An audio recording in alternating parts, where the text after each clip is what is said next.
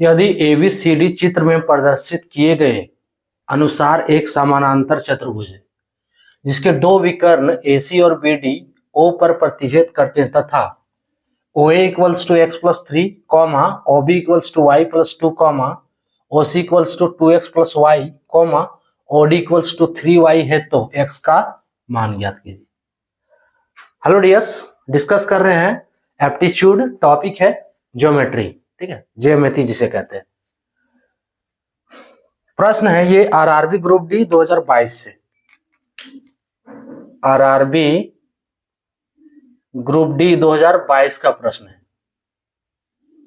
दिया क्या है कि एबीसीडी एक समानांतर चतुर्भुज है, ठीक है, यानी कि समानांतर चतुर्भुज यानी कि दोनों भुजाएं जो आमने सामने के एक दूसरे के समानांतर है, यहां दिख रहा है ये। अब इसमें क्या बताया क्या, इसका विकर्ण AC और BD, AC और BD प्रश्न में भी लिखा हुआ है, O पर प्रतिच्छेद कर रहा है, O पर काट रहा है, और OA, OB, OC और OD चारों का मान दिया हुआ है। देखो, OA का मान x प्लस 3, OC का मान 2x प्लस y, OD का मान 3y और OB का मान y प्लस 2।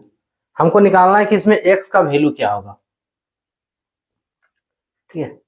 इस प्रश्न के लिए एक प्रमेय है, एक तो थ्योरम है, बस वो आपको आना है, प्रश्न आपका क्लियर हो जाएगा। इस क्वेश्चन के लिए एक थ्योरम है जो आपको आना है। क्या है कि इसके विकर्ण AC और BD एक दूसरे को O पर प्रतिच्छेद कर रहे हैं, तो प्रमेय एक है समानांतर चतुर्भुज के। प्रमेय क्या है कि समानांतर चतुर्भुज के विकर्ण एक दूसरे को समद्विभाजित करते हैं, ये प्रमेय है। समानांतर, चलो लिख दे रहे हैं, समानांतर चतुर्भुज के विकर्ण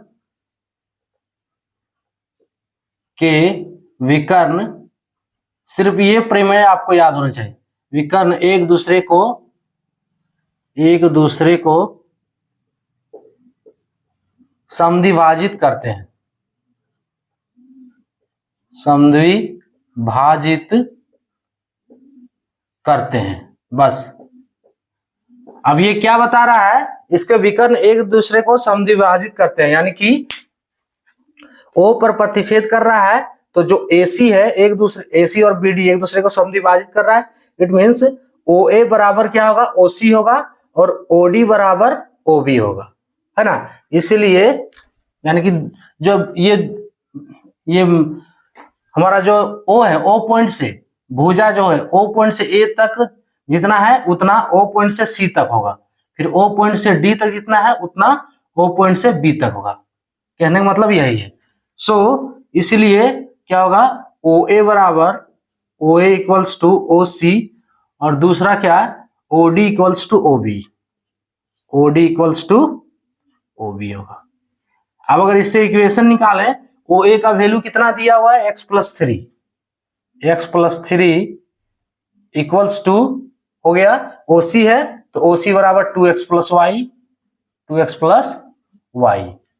अब दूसरा वाला OD इक्वल्स टू OB है, OD इक्वल्स टू OD का वैल्यू कितना है, देखो यहाँ पे 3y, सो OD के लिए 3y इक्वल्स टू OB क्या है, y प्लस 2। आप चाहो तो इसको इक्वेशन 1 मान लो, इसको इक्वेशन 2 मान लो, है ना। अब इस देखो यहां से ये जो इक्वेशन 2 में है एक ही को वेरिएबल से, तो इससे तो y का वैल्यू हम निकाल सकते हैं, क्या y का वैल्यू निकाल लें और x में डाल देते हैं, इक्वेशन 1 में डाल देते हैं, x का वैल्यू निकल जाएगा। सो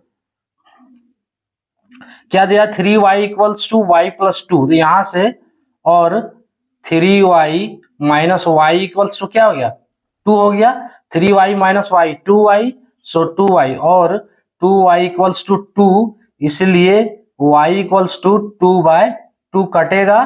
फाइनली y का वैल्यू कितना आ रहा है, 1 आ रहा है। अब ले लो इक्वेशन 1 से, फ्रॉम इक्वेशन